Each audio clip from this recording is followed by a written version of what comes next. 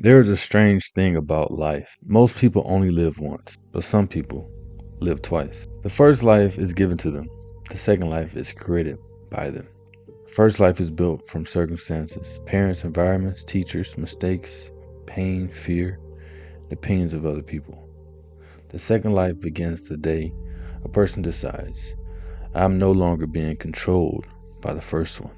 Imagine a man sitting alone in a room. The room isn't locked, the door isn't blocked, and the windows aren't sealed. Yet he never leaves. Year after year, he talks about the life he wants. He talks about the business, the body, the purpose, the impact, the freedom. But every morning, he remains in the room. Not because he has to, because he chooses to. The room isn't made of concrete. The room is made of beliefs. Be realistic. Stay safe. Don't take risks. Wait your turn. Who do you think you are? Every sentence becomes a brick. Every doubt becomes a mortar. And every excuse becomes reinforcement. Eventually, the room becomes so familiar that the prison feels like home. Then one day, someone enters the room. Not a mentor, not a celebrity, not a billionaire, not a hero. The visitor is him. Older, stronger, wiser. The future version. The person he could become. The future self looks around the room. He sees unfinished goals, old excuses, broken promises, dust covering abandoned dreams. Then he asks a question. A simple question. How much longer? How much longer will you wait? How much longer will you blame? How much longer will you negotiate? How much longer will you pretend you don't know? Because the truth is, most people already know. They know they should exercise. They know they should read. They know they should save money. They know they should start. They know they should stop. Information is rarely the problem. Identity is.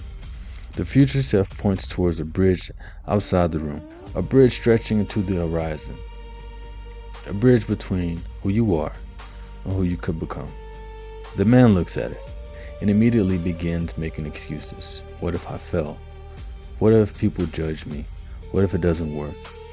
What if I'm not ready? The future self smiles because he remembers asking the same question.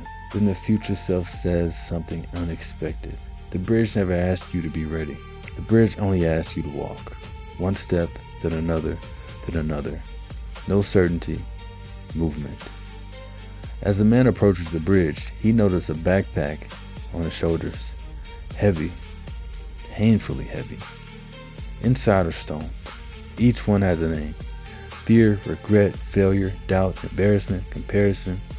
Every time he tries to move forward, he carries it with him. Then he noticed something strange. Nobody put the backpack there. He did. Suddenly he understands. The weight he blames for slowing him down is a weight he refuses to drop. The future self walks him towards a cliff. Empty the backpack, one stone at a time. Fear, throw it. Regret, throw it. The past, throw it. The opinions of other people who aren't building anything, throw them too. One by one, the burden leaves. Now lighter, the climb begins. Not easier, lighter. There's a difference. Life doesn't become easy, you become stronger. The mountain remains the mountain, the challenge remains the challenge. But now you have become someone capable of carrying it. Eventually, the man reaches the summit. The future self is standing there, waiting, exactly where he always was. And for the first time, he understands something. The future self was never ahead of him. The future self was inside of him, waiting to be discovered, waiting to be built, waiting to be chosen.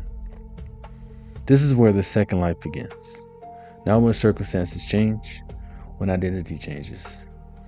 Now when luck arrives, when standards arrive. Now when motivation appears, when discipline appears. Most people spend their lives inside rooms they built themselves. Most people stand at bridges they never cross. Most people carry weight they never release.